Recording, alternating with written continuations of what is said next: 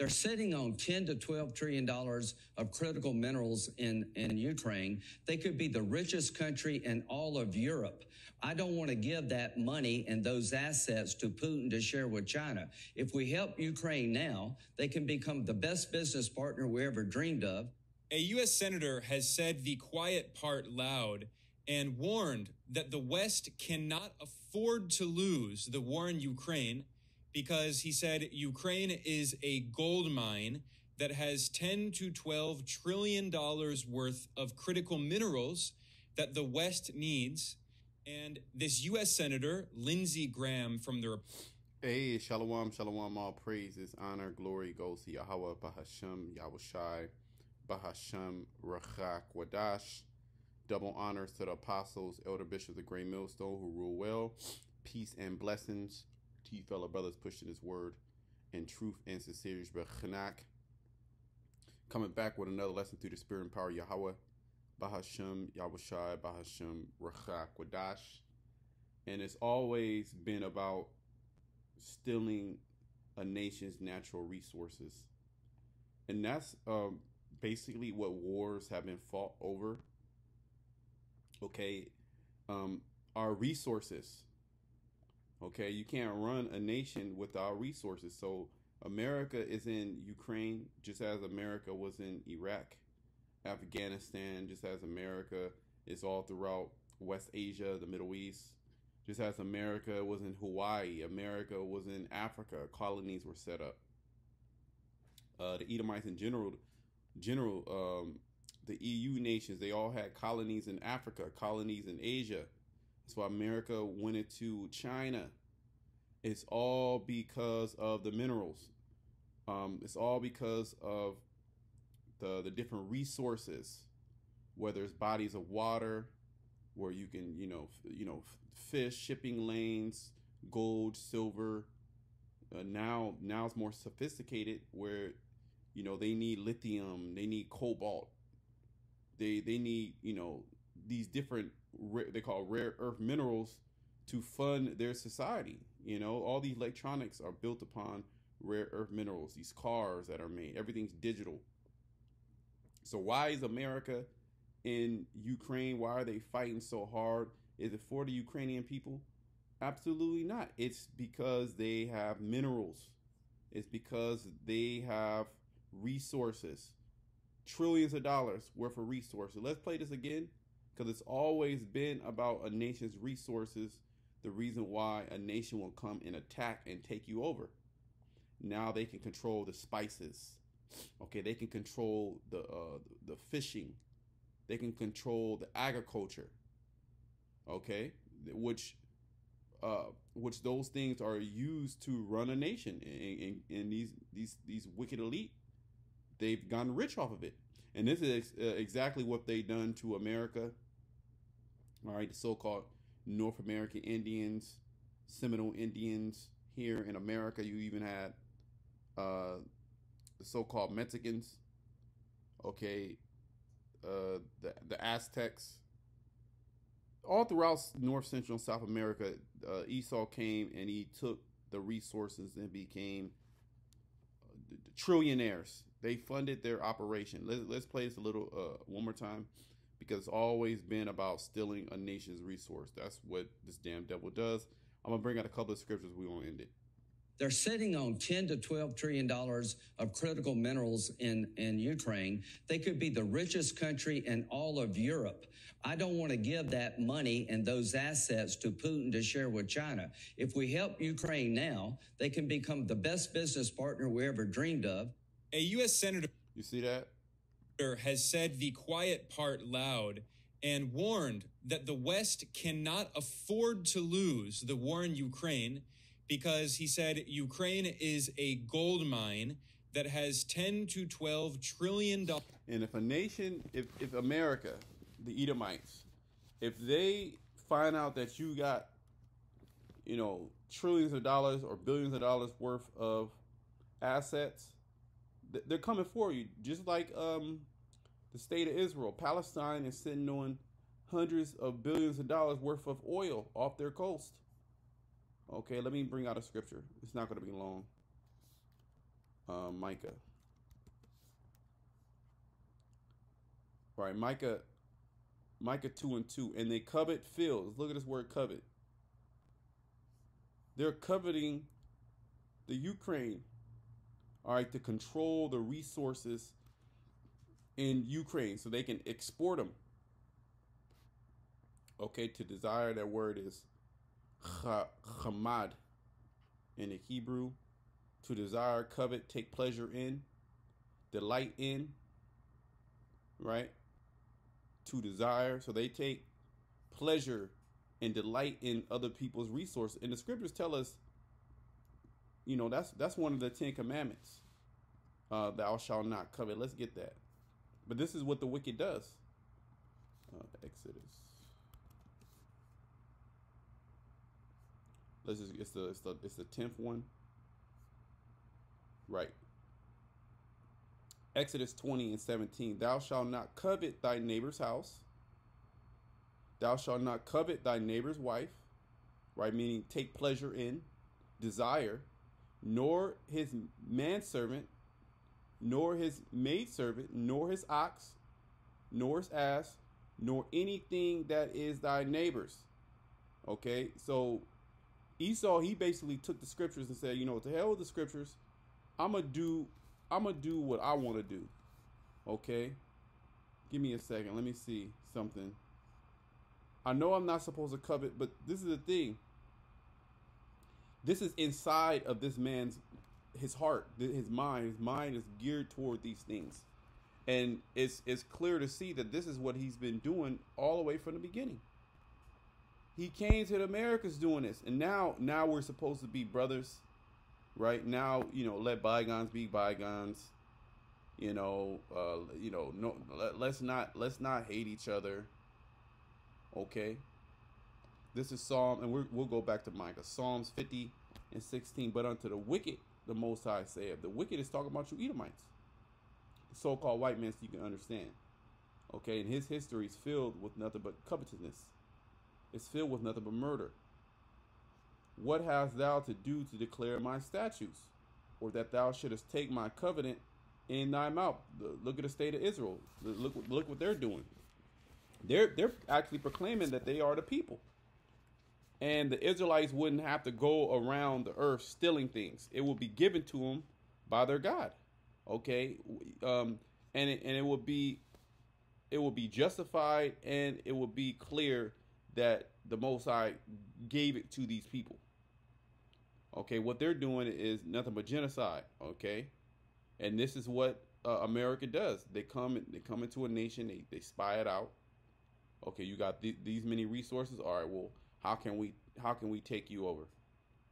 We got to set up a puppet? We got to set up an economic hitman? Because Zelensky, that's his name, Zelensky, he's nothing but a puppet, and he's a small hat. Okay. Seeing thou hatest instruction, and casteth my words behind thee. Right. You read the scriptures. Okay, you read the scriptures, and you know what it says, and you just throw it behind you. I'm gonna do what I want to do. I see something that another individual has, I want it. If I gotta put him to death, this is what I'll do. It doesn't matter. When thou sawest a thief, then thou consistest with him, and has been partakers with adulterers. So when there's crime, Esau Edom's gonna be right there in the midst. Okay, thou givest thy mouth to evil, and thy tongue frameth deceit. Thou sittest and speakest against thy brother. Thou slandereth thy own mother's son. And this is what he does on a daily. He slanders the Israelite. Let's go back to Micah 2. Micah 2:2. And they covet fields. So we know what that word covet means. To desire, take pleasure in. Field. What are fields? Lands. This is what they're doing in the Ukraine. All right. And Lindsey Graham, he basically said the quiet part out loud. What their intentions truly are. Well, the scriptures speak about how their own tongue shall fall upon themselves. And in a lot of cases, they're just outright telling you what it is too. Okay, and they take them by violence. So they're funding. They're sending hundreds of billions of dollars over to the Ukraine to to assert their dominance and basically overtake that whole land. And I'm pretty sure that land, that they're fighting. Well, he even said it. That land that they're fighting over, probably more so in eastern Ukraine, right, where the battling is going on at. Eastern Ukraine is filled with nothing but 10 to 12 trillion dollars worth of mineral. That's just minerals. Okay, and Russia also is sitting on all type of natural resources. That's why they're so self-sufficient. All right, they call Russia like a gas pump, nothing but like a gas station, because they have nothing but natural resources. Okay, and houses and take them away, so they oppress a man and his house, even a man and his heritage. So they'll go as far as not only taking your land, but turning everybody against the true inhabitants of that land, and then continuously oppressing individuals. Like look what they've done to the so-called North American Indian. So-called North American Indian is completely done. They're finished. Now the Lord is raising up 12,000 out of the tribe of Gad, but the amount of oppression, they're in those reservations, right? You don't hear. You go throughout all America, you're not gonna really see a outright North American Indian. Okay, but you'll see Esau. You'll see the heathen nations. So Esau came over here and took what is not his. Okay. Verse 3, therefore thus said the Lord, behold, against this family do I devise the evil. So this is now speaking about Esau. It was speaking about Jacob. It's now speaking about Esau. Therefore, thus said the Lord, behold, against this family do I devise an evil, from which ye shall not remove your necks, neither shall ye go haughtily, for this time is evil. In that day shall one take up a parable against you, and lament with a doleful lamentation, and say, we be utterly spoiled. He has changed a portion of my people. How has he removed it from me? Turn away he that has divided our field. And this is what these different nations are saying. Okay, Yankee, go home. They're calling you the great Satan. Okay, they saying get out of my land. Your own people are also rising up against you. Okay, calling you a colonizer. Okay, let me from here. Let me go from here. John. That's what it's always been about. You know what? And let me get Genesis 27. That's what it's always been about. It's always been about a nation's natural resources. Okay. Let me just find this, and we're just going to show you this is how this man will be living. Right? Yeah, we'll start here, then we'll end it off in John, Lord's will. So this is you got to start up and read. You should know this. If you don't read the chapter, Genesis, you got to read Genesis 25 and you go to 27. But this is Esau after Jacob received the principal blessing. Esau, he had a blessing as well. Okay. And Esau, Esau is the father of the Edomites. The Edomites are still here today. Okay. The Edomites are not done away with. The Edomites are spoken about in biblical prophecy. Okay, they would be ruling in the last days, and they would also, live a certain way. Genesis 27, and I'm going to the point. 37. And Isaac answered and said unto Esau, behold, I have made him thy lord, and all his brethren have I given him for service. So ultimately, the elder shall serve the younger. At the end of the day, Esau is going into captivity, right along with all the other nations under Jacob, the Israelites, so-called Black, Hispanic, Native Americans. Okay, and then you have you have the Israelite foreigners that look like the other nations mingled within the other nations that are going to come back to their heritage. Okay, the other nations are going to be slaves under the Israelites. And see, this Esau knows this, so this is why he says, I'm a JOO, and he's artificially trying to, create his birthright, in which he's getting ready to put everybody in captivity under him. Which that's not how the prophecy goes, Esau. Okay, and he's living exactly how the scriptures say he would be living. All right, because the Israelites, let's stick with the so-called black man. The so-called black man hasn't done that. I mean, they'll do petty crimes, and a lot of that is crimes of poverty, and usually they'll steal from each other. Okay, but Jake as a whole, so-called black man, he's not going to China taking their resources. He's not going to Ukraine taking their resources, setting up puppets, overthrowing governments. You had the so-called CIA. They were caught trying to overthrow what country is that in Africa? It escapes my mind. But they were caught red-handed trying to overthrow a country in Africa a couple of weeks ago, like 2-3 weeks ago. Our people ain't doing that. Okay, but it's been as we read in Psalms 50. He slanders his own brother, right? He's making it seem like Jacob is the issue in the earth when it's really Esau. Okay, and we're here to bring out this information. Okay, it says, "I've given and with corn and wine have I sustained him, and what shall I do now unto thee, my son?" And Esau said unto his father, "Hast thou but one blessing, my father? Bless me also, O my father." And Esau lifted up his voice and wept. And Isaac his father answered and said unto him, "Behold, thy dwelling shall be the fatness of the earth, and of the dew of heaven from above." And this is what he has right now. But this was a temporary blessing. This is why he's successful.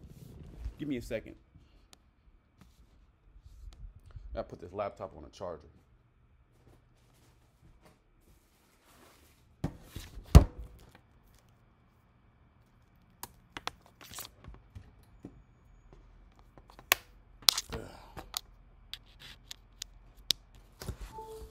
All right, this is why he's successful going around the earth and living pretty much living the best above all the other nations, especially above Jacob. Okay, but there will be a way that he will receive the fatness of the earth.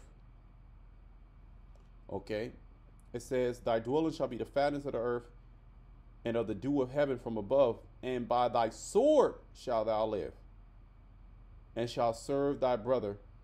And it shall come to pass, when thou shalt have the dominion, that thou shalt break his yoke from off thy neck." And let me read verse 41.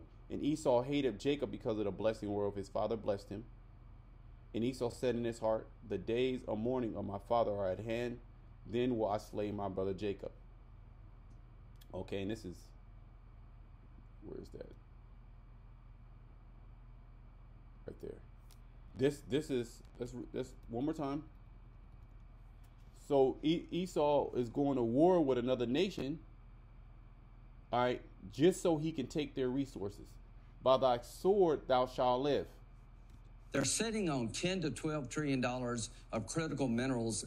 He told this to the American people. Look. This is why we in Ukraine. Okay, you want cheap gas? You want electronics? Okay, you want McDonald's? Well, this is what we doing. We stealing resources. Don't you love America? We stole America. We took all the resources here. So all you Edomites are complicit. Okay. In Ukraine, they could be the richest country in all of Europe. I don't want to give that money and those assets to Putin to share with China. If we help Ukraine now, they can become the best business partner we ever dreamed of. A U.S. senator. See that? Let's end it. Let's end it, and John 10. John 10 and 10. The thief cometh not but for to steal and to kill and to destroy. I am come that they might have life and that they might have more abundantly. So our Lord, he came to give us life. Esau, the thief, the murderer, he's come to do just that. You know, I said I'll end it off here, but let me end it off in Isaiah 33. Right? Isaiah 33:1. It says, woe to thee that spoilest, and thou was not spoiled. This Esau. Because nobody's doing anything to you. And dealt treacherously, and they dealt not treacherously with thee. When thou shalt cease to spoil, because there's going to come a point where he's going to say, you know, let bygones be bygones. Let's just chill. You know, let's not fight each other. Right? It's all good now. Go ahead. I don't want it no more. I don't want those $1 trillion in minerals. It says, when thou shalt cease to spoil, thou shalt be spoiled. So it's going to come a point to where these nations, they're going to spoil you. And the scriptures say just that. And the way that they're going to spoil you is destroy your land in this thermonuclear war that's getting ready to take place. That's actually mounting up. Well, that's part of it. They're pretty much in direct through proxy, but basically it's escalating to a full on battle with two superpowers. And you could throw China in there as well, as Lindsey Graham spoke about. You know, Russia and China, you know, they have an alliance with each other, not because they like each other, but because they're both enemies of the West, so-called United States. So they're going to link up together. It says, when thou shalt cease to spoil, thou shalt be spoiled. And when thou shalt make an end to deal treacherously, they shall deal treacherously with thee. See? So I'm going to close it there until next time. Shalom to the lake.